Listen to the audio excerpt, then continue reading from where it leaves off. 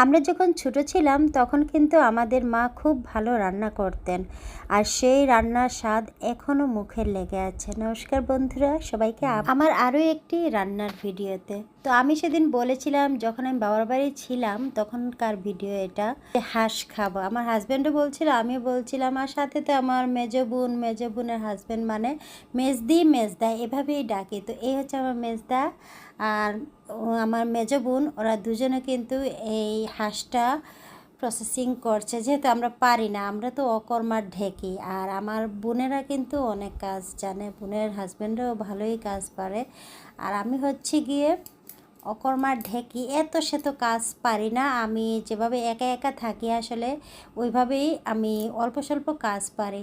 তো হাঁসটা ভালো করে পরিষ্কার করে ওইটাতে হলুদ মাখিয়ে এখন একটু ওইটা চুলার উপরে রেখে হালকা পুড়ে নিবে। পুড়ে নেওয়ার পরে ওইটাতে যে বাকি লোমগুলো আছে ওগুলা উঠে আসবে। তো হাঁসটা কিন্তু পুড়ে এনে আরও পরিষ্কার করে তারপর এই টুকরোগুলো হচ্ছে মাংসের তরকারির জন্য, মানে একটু ঝুলঝুল করে তরকারি করা হবে। আর বাকি যে হাড় গুড় আছে ওগুলা কিন্তু একদম কুচি কুচি করে তারপর নারকেল দিয়ে ভাজি হবে, সাথে হবে এই কলিজা, এগুলো তো থাকবে, গিলা কলিজা। আর এখন কিন্তু আমার মেজো বোন রান্না করা শুরু করে দিয়েছে। রান্নার কথা ছিল আমার সেজো বোনের, কিন্তু ওর শরীর খারাপ হয়ে যাওয়ায় ও আর রান্না করতে পারেনি, আসলে ও ঘুমিয়েছিল। তারপর আমার মেজদি রান্না বসিয়ে দিয়েছে, আর এখন রান্না করছে হাঁসের নারিকেলের ভাজিটা। হাঁসের যে মাংসগুলো কুচি কুচি একবারে কিমার মতো কেটে রেখেছিল, ওইটা দিয়ে নারিকেল দিয়ে ভাজি খাবো।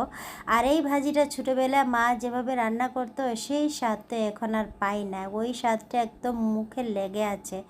এই তো সব কিছু কষিয়ে মাংস টাংস দিয়ে তারপর কিন্তু নারিকেলও দেয়া হয়ে গিয়েছে, আর এখন একে একে সব মশলা দিয়ে এটা কষিয়ে নেবে। সাথে কিছুটা আলু ভাজির মতো করে কেটে দেয়া হবে। আর এই তো সব কিছু দেওয়ার পর এখন পরিমাণ মতো পানি দিয়ে এটা একদম শুকিয়ে নেবে। শুকিয়ে তারপরে নামানোর আগে গরম মশলা দিয়ে নামিয়ে নেবে। আর এই তো হয়ে যাচ্ছে, আর এটা কিন্তু হয়ে গেছে, হাঁসের ভাজিটা কিন্তু নারকেল দিয়ে হয়ে গেছে। এখন আবার আমার মেজদি ওই যে হাঁসের মাংসের যে পিসগুলা ওইগুলা দিয়ে হালকা ঝোল দিয়ে একটা তরকারি রান্না করবে, একটু ভুনা ভুনা করে। এটা কিন্তু ঝোলের তরকারি নয়, এটা একদম কষা মাংস যেভাবে খায় ওইভাবে রান্না করবে। আর এখন এই যে দেখেন, এটা কিন্তু রান্না বসিয়ে দিয়েছে। হাঁসটা যদি দেশি হতো